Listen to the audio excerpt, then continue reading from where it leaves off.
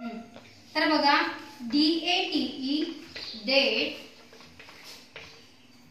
FATE फेट, GATE gate.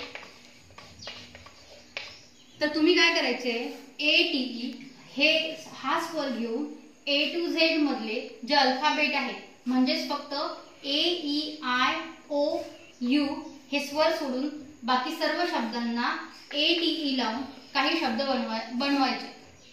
तर बघा फॉर एक्झाम्पल SATE, त्याच्यानंतर बघा MATE, त्याच्यानंतर NATE, त्याच्यानंतर LATE